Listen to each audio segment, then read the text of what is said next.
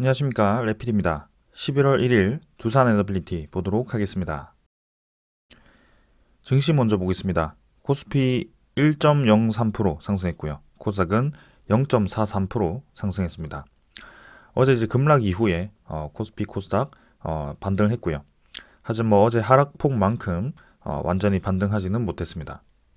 기관 투자자 위주로 오늘 코스피에 매수가 들어와 줬고요. 4,644억 정도 매수가 들어왔습니다. 외국인 투자자는 1,200억 정도 매도가 나왔고요. 꾸준히 코스피에서는 이탈을 하고 있습니다. 오늘도 투자 수급을 보시면 외국인 투자자는 지금 10월 23일부터 또 하루도 매수 없이 계속 우리나라 증시에서 빠져나가고 있고요. 이제 11월 달 들어서 MSCI 리밸런싱도 다가오고 있는데 그럼에도 불구하고 계속 이탈을 하고 있습니다. 그래서 지금은 이 시장에 대한 관망세가 더 짙은 것 같고요. 글로벌 경제에 대한 그런 불확실성에 외국인 투자자가 계속 우리나라 증시에서 빠져나가고 있다라고 보여집니다. 기관 투자자도 반대로 좀 많이 매수를 했는데요. 근데 금융 투자 위주로의 매수세가 거의 대부분입니다. 그래서 한 70%, 80%까지도 이렇게 금융 투자 위주로의 매수가 집중되다 보니까 사실 건전하게 주가가 반등했다라고 보기보다는 단기간에 그냥 저점 매수에 들어와서 단타 물량으로 빠져나가는 물량들이 많아 보인다라고 좀 보여집니다. 그래서 아직까지도 증시가 저점을 딛고 반등을 하기에는 시간이 더 필요해 보이고요. 특히 이번 주 이제 내일 목요일, 금요일에 MSCI가 아니고 FOMC죠. FOMC의 기준금리 결정이 날 텐데요. 그때 금리가 이제 깜짝 상승을 할지 혹은 예상대로 동결을 하면서 큰 변화가 없을지 그런 것들을 좀 살펴봐야 될 것 같고요. 그리고 이제 채권에 대한 발행량이 이제 결정이 될 겁니다. 채권이 이제 너무 많이 발행이 되면은 가격이 계속 떨어질 거기 때문에 국채 금리가 또 치솟을 수 있고요. 거기에 대해서 시장이 또 타격을 받을 수 있기 때문에 적절한 그런 채권 양이 좀 조절이 필요해 보입니다. 그래서 그런 것들이 지금 이제 시장의 관심사고 외국인 투자자도 지금 그런 이 불확실성들이 해결되지 않는 한 코스피에 굳이 지금 들어와서 원화 가치가 떨어지는데 손해를 볼 이유는 없죠. 그래서 지금은 계속 빠져나가고 있는 것 같습니다. 월봉도 어느덧 120 월봉선까지 이렇게 도달을 했고요. 상당히 이제 크게 지금 하락을 했습니다. 그래서 11월 달은 좀 반등이 나오기를 기다려야 될 것 같은데 아직까지는 며칠 더 분위기를 살펴봐야 될 것 같습니다. 그 다음은 코스닥입니다. 코스닥도 마찬가지입니다. 바닥 라인 사실 아직 형성하지 못했고요. 코스피처럼 계속 떨어지고 있습니다. 그래서 오늘도 0.4% 정도 올랐지만 여전히 700 이 중반선을 이제 무너뜨리고 내려가는 분위기이고요. 내일 당장에서 추가적으로 더 하락할 수도 있기 때문에 아직까지는 더 봐야 될 것 같습니다. 지금 2차 전지 관련 우량주들이 계속 떨어지고 있죠. 진짜 쉴 틈 없이 떨어지더라고요. 그래서 그런 이 시가총액 증발로 인해서 코스닥 지표가 전체적으로 이렇게 크게 떨어지고 있다. 반대로 이제 올라갈 때도 그런 종목들 때문에 올라갔던 건데요. 완전히 지금 다 반납을 해버리고 있는 상황입니다. 기관 투자자, 외국인 투자자 이렇게 매수가 들어왔지만 사실 크게 의미가 있어 보이진 않고요. 이전에 한참 올라갈 때처럼 수천억씩 그렇게 큰 매수세가 들어오지 않고 있습니다. 이제는 외국인 투자자 크게 매수 없이 진행 중이고요. 기관 투자자도 마찬가지입니다. 그래서 오히려 금융 투자 위주로의 매수세가 단기 매수세가 들어왔다 이렇게 보여지고 지금은 분위기가 아직까지는 우리의 이 좋은 상황으로 오지 않은 것 같습니다. 환율도 마찬가지고요. 4.5원 올라서 1358원으로 계속 위로 올라갑니다. 그래서 이런 이 FOMC 결과를 또 앞두고 이렇게 환율이 올라가 주고 있고요. 저점 라인이 내려오지 않고 계속 상승 추세를 타고 있다는 것은 상당히 좀 우려스럽습니다. 그래서 상방으로 지금 이 환율이 수렴을 하고 있는데 이 구간에서 이제 내일 정도 해가지고 발표되는 FOMC의 결과에 따라 환율이 올라가고 내려가고를 할 수 있을 것 같습니다. 이왕이면 좀 이제 이 고점 라인 아래로 다시 떨어져 주기를 바라는데요. 지금은 그런 상황이 예상을 할 수 없습니다. 그래서 일단은 더 지켜보겠다라고 말씀을 드리겠습니다. 해외 증시는 니케이 2.4% 반등하면서 우리나라 증시 대비해서는 크게 반등을 했고요. 다우 나스닥도 마지막엔 조금 반등을 했습니다. 그래서 하락세가 뭐 크게 지금 더 나오진 않고 있는데 일단은 FOMC 결과 채권 발행량 이런 것에 대해서 시장이 반응을 할 것 같습니다. 지수 선물은 미국 증시 약 하락을 하고 있고요. 유럽 증시는 약 상승 중입니다.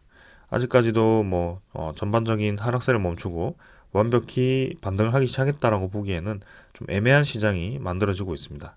그래서 미국 증시, 유럽 증시가 같이 아직은 크게 반등을 하지 못하고 있고요. 지수 선물도 일단 뭐 장 후반까지 끝까지 봐야 되겠지만 일단은 크게 변동 없이 진행 중입니다. 원자재 가격은 WTI 국제유가가 82달러까지 떨어졌습니다. 국제유가가 이제 좀 떨어지고 있는데요.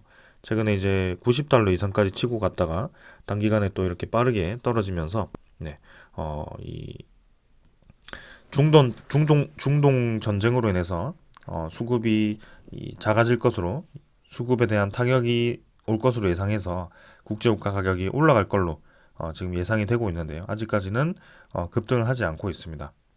그래서 조금 안정화되어서 지금 80달러 수준까지 떨어졌는데요. 그 80달러 수준도 사실 뭐 올해 초 작년 말 해가지고 고점에 위치하던 자리였습니다. 그래서 확실히 지금 가격대가 높게 유지가 되고 있고 여기서 80달러 이상으로 다시 치고 나가는지 지켜보겠습니다. 지금 이제 눈에 띄는 가격대가 천연가스인데요. 천연가스가 3.5달러대로 진입을 했습니다. 이 가격대가 지금 3.6달러까지 또 어제 한번 치고 갔다가 살짝 떨어졌는데요. 지금 확실히 계속 힘을 받고 있습니다. 위로 올라가기 위한 그런 상방으로의 힘을 받고 있고요. 이 겨울이 다가오다 보니까 가스에 대한 수요가 늘어나면서 천연가스에 대한 이 상승세가 힘을 받고 있는 것 같습니다. 그래서 이전에 이 러시아 우크라이나 전쟁이 터졌을 때 천연가스에 대한 가격이 굉장히 불안했었는데요. 네, 그때처럼 뭐 이렇게 아주 급격하게 올라가지는 않겠지만 그래도 평소에 이 겨울마다 도달하던 그런 고점 라인은 올라갈 수 있지 않을까 싶습니다.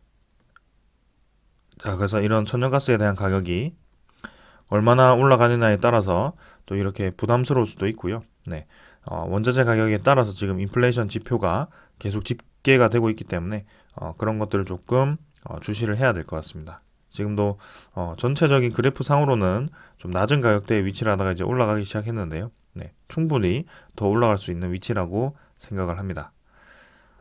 이제 우리가 채권 시장을 굉장히 중요하게 보고 있는데요. 채권 금리 4.9%대로 네, 또다시 상승 방향으로 진행이 되고 있습니다. 한 달을 집계해 보면 4.9달러 근처에서 계속 왔다 갔다 하고 있는 상황이고요.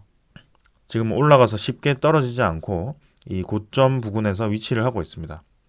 그래서 아마 FOMC에 대한 발표, 그런 채권 발행에 대한 발표에 따라서 이 국채 금리도 요동을 칠 것 같은데요. 이게 이제 5%대를 넘어서 추가적으로 더 올라간다면 코스피는 다시 한번 급락을 할 겁니다. 근데 그러지 않고 다시 안정된 방향으로 진입이 된다면 코스피는 그동안 내렸던 그 하락분에 대해서 기술적인 반등이 꽤나 이제 나올 수도 있는 상황입니다. 그래서 최근에 이 올랐던 이 국채 금리가 상당히 부담스럽기 때문에 적어도 이제 4% 미만으로 좀 떨어져야 된다라는 게 의견이고요. 그러기 위해서는 국채에 대한 발행이 당연히 줄어들어야 되고 국채에 대한 발행이 줄어든다는 것은 2024년, 2025년에 대한 예산이 삭감이 되어야 된다. 그래서 그 신규 투자를 위한 그런 예산이 줄어들 수밖에 없는 그런 상황이다라는 거. 그리고 이제 FOMC에 대한 기준금리가 이제 동결이 되면서 크게 이 시장에 타격 주지 않을 만큼의 움직임이 이어진다면 코스피는 다시 한번 반등을 할 수 있을 겁니다. 그런데 또 딜레마인 게 이렇게 하면 이제 시장이 좋아지기는 할 텐데 국채 금리가 떨어지고 코스피에 대한 그런 전체적인 가치가 높아져서 외국인 투자자가 다시 유입이 될 건데요. 근데 그때 유입이 될 때 아까 방금 말씀드린 게 국채 발행이 줄어들면 예산이 줄어든다고 했습니다. 그래서 투자가 줄어들 텐데 그때 이제 타격을 보는 이 기업들이 몇 있을 겁니다. 그래서 그런 것들을 좀 이제 감내를 하고 투자를 해야 될 것 같고요. 지금은 이 미국 쪽에서도 마찬가지 우리나라처럼 양쪽으로 분열이 되어가지고 치열하게 그 예산으로 다툼을 하고 있습니다. 이제 11월 1일이죠. 그래서 11월 달에 또 있으면 이제 미국의 디폴트를 이 생각을 해야 되는 시기가 또 다가올 겁니다. 그래서 그 예산안이 어떻게 처리가 될지 그런 것들도 봐야 할 것 같습니다. 저는 이 정도로 이제 증시 리뷰 마치고요. 종목으로 넘어가도록 하겠습니다. 두산 에너빌리티 보겠습니다. 40원 상승해서 0.3% 상승했고요. 13,460원으로 마무리되었습니다. 자, 오늘 뭐 코스피 1% 가까이 반등했는데요. 두산 에너빌리티는 1% 미만으로 크게 반등 없이 진행이 되었습니다. 보합 수준으로 진행이 되었고, 뭐 사실 이 전반적인 종목들이 모두 올라간 게 아니라 특정 종목 위주로 상승이 좀 편중되었다라고 보여지고요. 2차 전지 관련 종목들은 계속해서 하락을 하고 있습니다. 그래서 지금은 테마별로 좀 이제 또 디커플링이 되고 있다는 게 눈에 띕니다. 그래서 이제는 경기 침체에 대한 그런 이 분위기 속에서 투자에 대한 기대감이 높았던 그런 산업들이 계속 주가가 떨어지고 있다. 실망감으로 떨어지고 이제 그런 전망들이 하락이 되면서 신규 투자에 대한 투자분이 줄어들 거고 예산이 줄어들고 그런 식으로 지금 진행이 되고 있습니다. 그래서 두산 에너빌리티도 지금 이제 그런 시기를 대비를 해서 현금 확보를 좀 많이 해둔 것 같은데요. 그 현금을 이제 어떻게 활용을 할 것인지가 또 이제 우리가 중점을 둬야 될 것 같고, 그리고 이제 이 두산 에너빌리티가 앞으로 이 수주를 위해서 준비하던 그 산업이 과연 이제 예상대로 다 이제 수주가 진행될 것인지도 좀 이제 살펴봐야 될 것 같습니다. 그런 것들은 이제 추후에 계속해서 하나씩 꺼내어서 제가 분석을 해보도록 하겠습니다. 일단은 지금 계속해서 이 가격대를 리뷰를 하겠습니다. 뭐 사실 크게 리뷰할 건 없습니다. 오늘도 뭐 가격대에 큰 변동 없었고요. 1거래량 마찬가지 시간의 거래 거의 없었고 시간의 가격도 동일하게 마무리되었습니다. 시간의 거래량 말고도 이제 1거래량도 165만 주, 거의 뭐 최근에 들어서 가장 낮은 수준의 거래량입니다. 165만 주면 뭐 전체 6억 4천만 주 중에 사실 뭐 거래량이 지금 0.2%, 0.3% 정도의 수준이 아닐까 싶고요. 네, 그만큼 지금 두산 에너빌리티에 대한 가격이 지금 현재 가격에 대해서 거래량이 없다라고 보시면 되겠습니다. 그래서 뭐 개인 투자자든 뭐 외국인 투자자든 기관 투자자든 지금 뭐 활발하게 움직이는 투자자가 없다라고 보시면 될 것 같고요. 가격대가 많이 정체되어 있습니다. 거래량도 그렇고요. 그래서 이런 것들이 이제 움직이기 위해서는 종목에 특별한 소식이 있거나 그런 이 현재까지 떨어진 가격대에 대해서 이 증시 전체 분위기가 좋지 않았기 때문에 그런 증시 전체 분위기가 개선이 되거나 그런 쪽에 움직임이 필요할 것 같습니다. 그래서 뭐 종목 하나만 가지고 지금 이제 계속 차트 분석을 해봤자 크게 의미가 없는 구간이라고 계속 말씀을 드리고 있고요. 이 전체적인 흐름 자체가 코스피의 차트 흐름과 굉장히 유사하다라고 계속 말씀을 드리고 있습니다. 지금 보여드린 것과 방금 이 코스피 차트 상당히 유사하고요. 코스피가 이렇게 떨어지는데 두산 에너빌리티가 올라가는 것이 사실 말이 안 되는 상황입니다. 그만큼 전체적인 우량주 모두가 지금 다 떨어진 상황이고요. 두산 에너빌리티만 특별하게 떨어진 것이 아니다라고 좀 생각을 하셨으면 좋겠습니다. 자, 그래서 이제는 자리를 잡고 증시가 반등할 때 같이 좀 올라가 주는 게 필요할 것 같고요. 네, 코스피가 만약에 또 이번 주 FOMC가 또 금리를 올리고 전체적인 증시 분위기가 또 한번 떨어진다면 이 라인까지도 떨어질 수도 있고요. 그 아래로도 떨어질 수 있다. 그러나 시장은 이제 하락을 계속 부추기기보다는 반등을 하기 위한 작업을 이제 할 건데요. 거기에 대해서 이제 반등을 하면 여기서 저점을 찍고 올라갈 겁니다. 아직까지 이 이평선들에 대한 갭이 상당히 벌어져 있는 거기 때문에 이런 작업을 쌍바닥 형태로 움직이는 것이 두산 에너빌리티의 그간 횡보였고요. 네, 그리고 뚝 떨어졌던 주가도 금방 올릴 수 있을 만큼의 이 힘을 이때까지 한 번씩 보여줬습니다. 그래서 지금 현재 가격대에 집중하기보다는 또 이런 가격대가 금방 회복될 수도 있다라는 것에 좀 생각을 하면서 일단 거시적인 관점에서 증시에 대한 분위기가 개선되기를 기다리는 것이 우선인 것 같습니다. 그래서 지금은 제가 이제 추가 매수를 진행하지 않고 있는데요. 오히려 이때 진행을 하다가 지금 추가적으로 하락한 곳에서는 진입을 하지 않고 있습니다. 워낙 이제 분위기가 불확실성이 커지고 추가적인 하락이 나올 수도 있기 때문에 일단은 기다리고 있고요. 관망하고 있고요. 만약에 분위기가 개선이 되고 다시 좀 안개가 걷어진다면 추가적으로 진입을 해보겠습니다. 자, 그래서 차트는 뭐 매번 똑같은 자리이기 때문에 계속 뭐 분석할 게 없는 상황이고요. 월봉도 쌍바닥 정도 찍고 사실 뭐 그림상으로는 여기서 다시 올라가 주면서 치고 나가는 게 당연히 좋죠. 근데 지금은 그런 상황이 사실은 아직은 나오지 않았다라고 보여집니다. 그리고 일별 거래량이 조금 더 붙어줘야 될 것 같고요. 거기에 대해서는 수급이 좀 붙어줘야 되는데 그런 수급이 아직까지는 눈에 띄게 보이지 않고 있다. 투자 수급을 보시면 기관 투자자 6만 7천 주 매수, 외국인 투자자가 1만 1천 주를 매수했는데요. 어제 외국인 투자자가 최근에 좀 매수했던 물량을 한 번에 또 뱉어내면서 조금 이탈을 했습니다. 11월 달 들어서는 다시 매도를 멈추고 또 이렇게 조금 매수를 했는데요. 이 수급이 또 어떻게 집계가 되는지 조금 이따가 보겠습니다. 기관 투자자는 금융 투자가 13만 9천 주를 매수를 하면서 대부분의 물량을 매수했고요.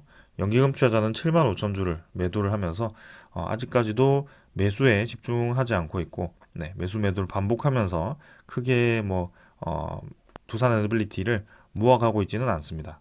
그래서 그동안 뭐 많이 뱉었던 물량이 먹기는 했지만 거기에 대한 추가적인 매수가 붙어주지는 않고 있습니다. 투신도 마찬가지고요. 보험도 그런 것 같습니다. 그냥 단지 금융투자의 매수가 좀 이렇게 붙어주는데 사실 금융투자는 매수를 하다가도 금방 이렇게 매도로 바뀌는 투자자이기 때문에 크게 우리가 눈여겨두지는 않고 있습니다. 자, 수급도 이 정도로 보고 좀 넘어가도록 하겠습니다. 그 다음에 이제 공매도 잔고 확인해 보겠습니다. 공매도 잔고 보겠습니다. 두산 에너빌리티 지금 이제 1235만 주로 전날보다 한 10만 주, 7만 주 정도 감소를 했고요.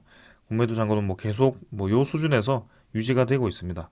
오늘도 1 공매도 거래는 12만 7천 주, 전체 거래량 대비해서는 한 10% 좀 안 되게 한 7% 정도 되는 그 거래량이 있었고요.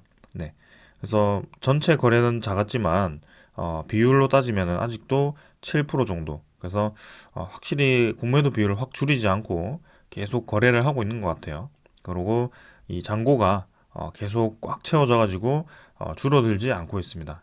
이전에는 줄어들고 내려갔다가를 계속 반복을 했는데 아직까지는 그런 움직임이 보이진 않고 있습니다. 그래서 이것도 이제 조금 더 데이터를 쌓아가면 제가 이전처럼 그래프를 한번 그려가지고 여러분들께 또 한번 설명을 드리도록 하겠습니다.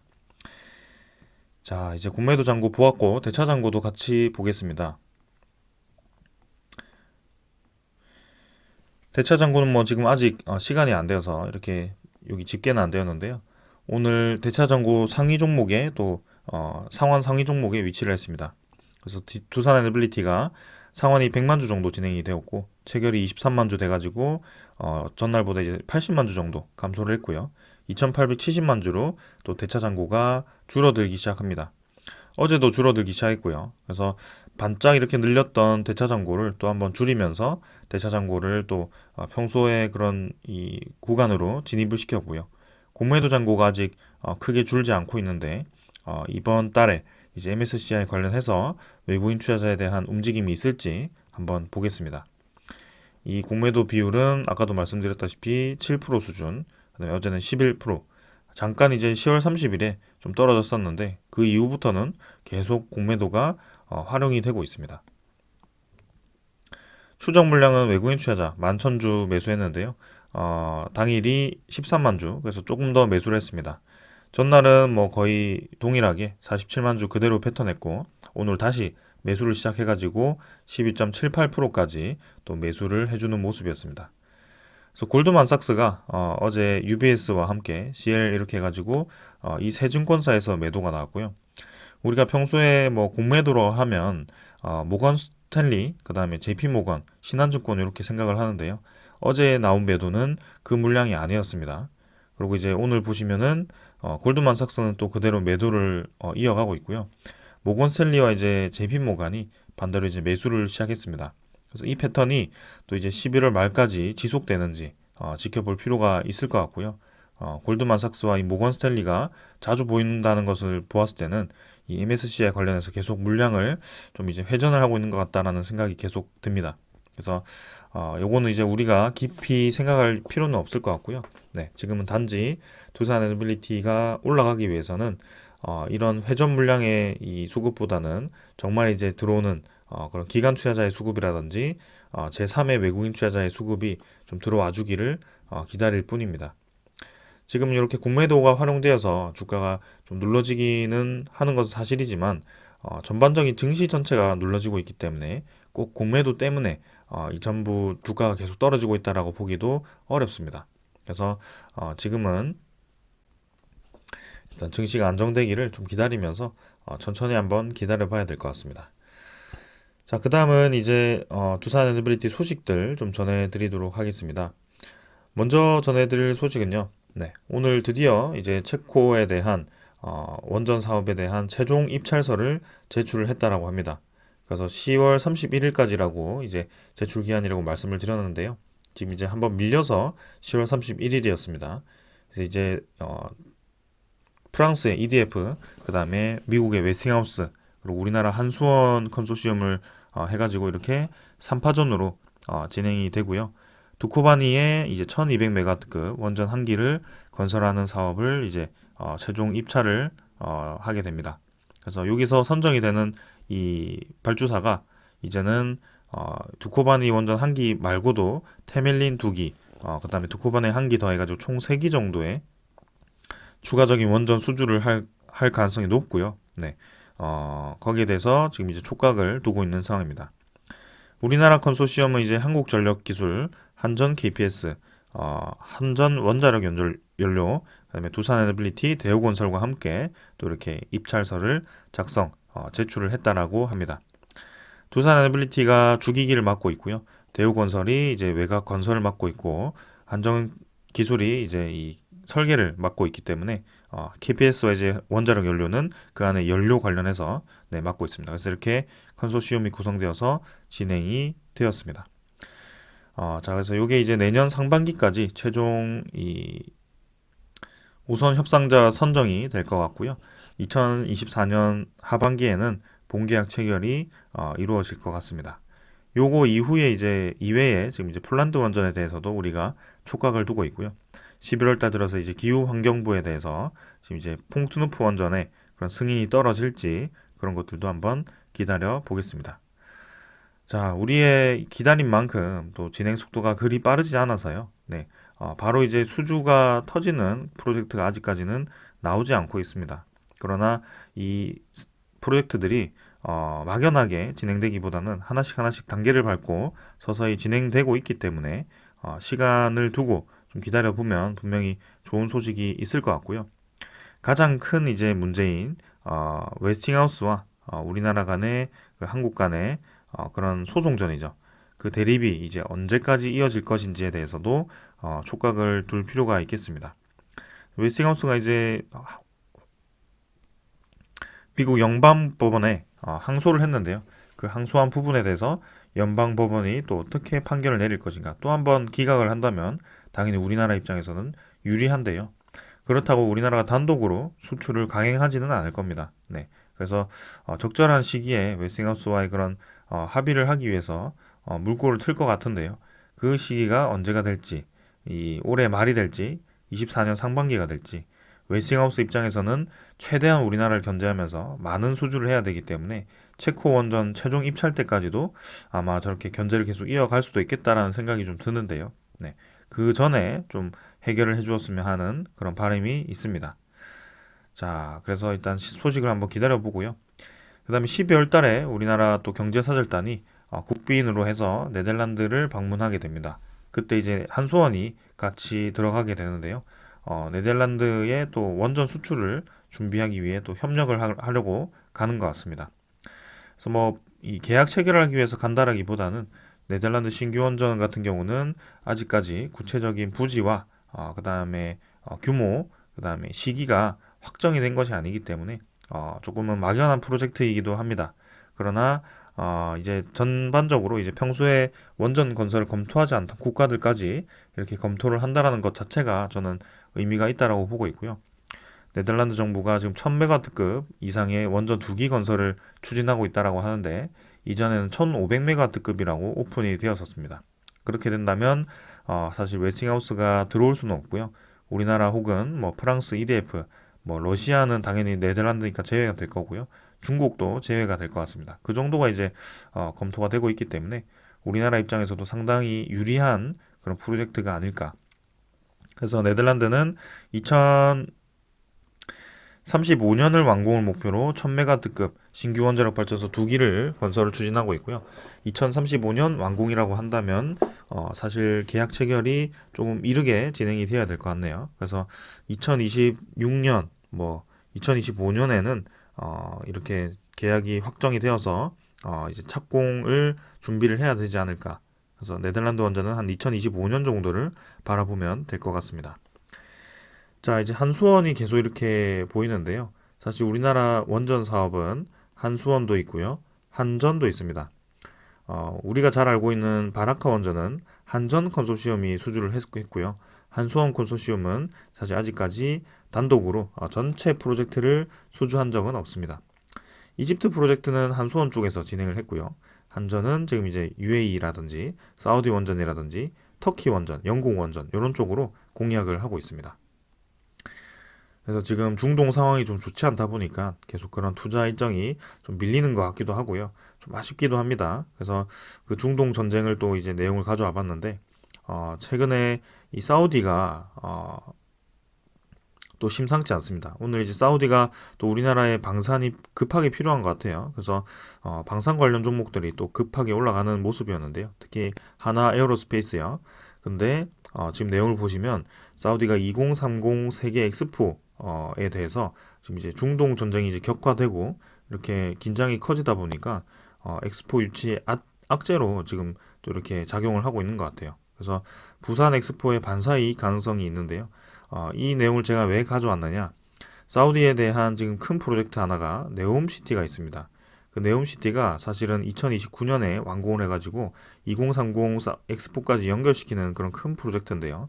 만약에 엑스포가 사우디가 만약에 떨어지게 되면 이 네옴시티도 크게 급하게 서두를 필요가 없습니다. 지금 상황이 중동 상황이 좋지 않다면 이 네옴시티에 대한 상황도 충분히 딜레이가 될 수가 있다라고 보여집니다. 그럼 이제 건설사들이라든지 그런 에너지 플랜트 기업 입장에서는 이런 큰 프로젝트가 지연이 된다고 했을 때는 단기간의 기대감은 꺾일 수도 있는 상황이다. 이렇게 좀 이해를 하시면 될 것 같고요. 그만큼 지금 정세가 좋지 않다라고 생각을 합니다. 뭐 당연히 우리나라가 부산 엑스포를 따내면 상당히 큰 성과이기 때문에 좋기는 하겠죠. 일단은 근데 지금 세계의 정세가 계속해서 이 신규 프로젝트 예산에 좀 영향을 주는 모습이 나오고 있어서 조금 촉각을 두고 있습니다. 자, 계속 이렇게 또 인플레이션이 높아지고 정세가 좋지 않고 하다 보니까 신재생에너지도 좀 타격을 받고 있습니다. 그래서 미국의 풍력 발전 계획까지도 지금 이제 2030년까지 30기가와트 발전 계획을 했는데 경제성 문제로 지금 목표가 절반밖에 이제 안 된다라는 소식이고요. 지금 이제 미국이 태평양과 대서양 연안에 건설하는 해상 풍력 발전 프로젝트 중 상당수가 운영사의 수익성과 소비자의 경제성 문제 해결이라는 난제에 부딪히고 있다라고 보도를 했고요. 미국 신재생에너지 기업이 이제 최근 매사추세츠와 코네티커츠와 각각 맺은 수조 원 규모의 해상 풍력 발전 건설 계획을 파기를 했다라고 했습니다. 그만큼 지금 이 해상 풍력 신재생 에너지 관련해서 지금 이제 단가가 많이 오르고 있다는 것이 악재인 것 같고요. 지금 계획의 절반 수준의 16.4기가와트 규모의 시설이 완성된다라고 예상이 되어 있습니다. 그래도 이제 바이든 행정부는 신재생 에너지 전환을 포기할 수 없다라고 얘기를 했고 그 176개의 풍력 발전 시설을 설치하는 계획을 승인을 했는데요. 사실 기업들이 이 승인이 나더라도 수익성이 나지 않으면 프로젝트 입찰에 대한 이 참여를 포기를 할 수 있기 때문에 이런 것들도 좀 우리가 촉각을 둬야 될 것 같습니다. 우리나라도 지금 해상풍력의 대규모 건설을 준비를 하고 있고 2024년에 지금 이제 승인이 떨어진 프로젝트들이 상당히 많습니다. 두산 에너빌리티도 상당한 비중을 두고 지금 해상풍력 사업에 뛰어들기 위해서 준비를 하고 있는데요. 이 건설 단가가 생각보다 높다면 좀 이 경계를 할 필요가 있다. 그래서 지금은 이 경기 침체라는 이 단어, 그다음 인플레이션이라는 이 단어가 상당히 이 기업들에게 큰 영향을 주고 있더라라는 것을 좀 이해를 하시면 되겠습니다. 분위기가 좋지 않다 보니까 미국의 엑스에너지, 두산에너빌리티가 투자한 기업이 나스닥 이 상장을 철회를 했습니다. 스펙 상장 철회를 했고요. 최근에 뉴스케일 파워 주가만 보더라도 이해가 됩니다. 뭐 급락을 했다가 급등을 했다가 지금 계속 반복을 하는데요. 확실히 지금 분위기가 좋지 않다 보니까 굳이 지금 무리해서 스펙 상장을 해봤자 좋지 않은 결과는 뻔합니다. 네, 그래서 그런 것들 때문에 스펙 상장을 미루는 것 같고요. 만약에 이제 내년에 미국의 정권이 어디로 될지는 모르겠습니다만 일단은 미국 하원에서 지금 원자력 SMR에 대한 예산을 높이는 그런 방향, 그다음에 신재생 에너지라든지 전기 에너지 이런 것들을 줄이는 방향으로 또 예산을 제출해 버렸기 때문에 또 치열한 그런 예산 공방이 이어질 것 같고요. 거기에 대해서 이런 관련 기업들도 영향을 크게 받을 것 같습니다. 그래서 계속 불확실성이 커지고 있고요. 네, 그런 상황 속에 이 투자도 굉장히 힘들어지고 있습니다. 그러나 두산 에너빌리티는 한쪽으로 이제 편중된 사업이라기보다는 사실 뭐 2000년대 중반 때는 굉장히 이제 편중화되어 있었지만 이제는 해상 풍력에 대한 비중도 굉장히 좀 커졌고요. 수소에 대한 그 이 밸류 체인을 잘 형성을 해놨기 때문에 이제는 뭐 글로벌 에너지 종합 기업이다라고 보시는 게 맞을 것 같고요. 뭐 원자력이니 신재생이니 수소니 LNG니 할 거 없이 다 이제 처리가 가능하기 때문에 한쪽 산업이 조금 지체가 된다라고 하더라도 다른 한쪽에서 수익성을 낼 수 있는 구조로 간다면 충분히 이런 어려움도 겪어낼 수 있을 거라고 보고 있습니다. 그래서 올해 일단 목표하는 그런 수주량을 좀 채우는 게 맞을 것 같고요. 기다리고 있는 분당 열 병합 발전소 지금 뭐 지역 주민 반발이 좀 심한 것 같은데 그 분당 열 병합 발전소가 어떻게 이제 또 수주가 날지 그 다음에 미국 뉴스케일 파워로부터의 원자로 제작 착수가 될지 그런 6천억의 수주가 될지 그 다음에 이제 사우디 쪽에 LNG 소식이 또 나올지 지금 중동 쪽이 상황이 많이 좋지 않은 것 같습니다. 그래서 그런 것들 좀 촉각을 두고 있어야 될 것 같습니다. 참고로 여의도가 아니죠. 2030 엑스포는 네, 이제는 다음 달에 결정이 된다고 합니다. 그래서 얼마 남지 않은 상황 속에 또 중동에 저런 큰 악재가 터지다 보니까 또 상황을 예의주시를 해야 될 것 같습니다. 저는 여기까지 하고 마무리하고요. 내일은 또 두산 에너빌리티의 실적 발표가 있는 날인데요. 두산 에너빌리티 실적 뭐 사실 뭐 컨소시엄보다 조금 떨어질 수 있겠죠. 왜냐하면 두산밥켓이 실적이 좀 떨어져서 나왔기 때문에 연결 실적으로 따진다면 조금 뭐 몇백억 까져서 나올 수도 있을 것 같습니다. 그러나 뭐 크게 우리가 와 정말 잘 나왔다 혹은 뭐 정말 못 나왔다 수준이 아니고 그냥 예상하던 그만큼 나왔구나라는 정도가 나올 것 같고 네. 그렇게 된다고 해도 주가는 뭐 크게 반응 없을 것이다. 정말 잘 나왔다고 해봤자 뭐 1조가 나올 것도 아니고요. 뭐 해봤자 4천억, 5천억 정도 네 그렇게 나올 텐데요. 거기서 지금 주가가 움직이기에는 크게 들어올 만한 수급도 없고 전체적인 시장 상황, 그다음에 앞으로의 상황이 좋지 않다 보니까 굳이 주가가 올라가지는 않을 것 같습니다. 지금 주가가 올라가기 위해서는 확실한 한방, 웨스팅하우스와의 그런 합의, 혹은 우리나라만의 단독 이 원자력 발전에 대한 수주, 혹은 뭐 사우디에 대한 그런 LNG 5조 원에 대한 그런 수주, 두산 에너빌리티가 이제 상당 부분 수익을 얻을 수 있는 그런 프로젝트가 대규모 프로젝트가 하나 터지는 게 좋을 것 같고 그 다음에 우리나라만의 또 이제 그런 새로운 에너지 플랜트의 이 계획이죠. 두산 에너빌리티가 주력으로 들어갈 수 있는 그런 계획들이 또 가시화가 된다면 좋을 것 같습니다. 자, 오늘 여기까지 하고요. 내일 또 시장에서 뵙도록 하겠습니다. 어려운 장 힘들게 버티고 있는데요. 조금 더 힘내시고 연말 이제 이렇게 또 다가오고 있습니다. 그러나 뭐 결국에는 이런 좋지 않은 상황은 개선이 되는 것이 저의 경험이었고 그렇게 될 겁니다. 그러나 지금은 힘든 것은 사실입니다. 그러나 조금만 더 힘내시면 분명히 좋은 상황이 또 다가올 거기 때문에 그때까지 천천히 한번 접근을 해보면 좋을 것 같습니다. 저는 여기까지 하고 마무리하겠습니다. 감사합니다.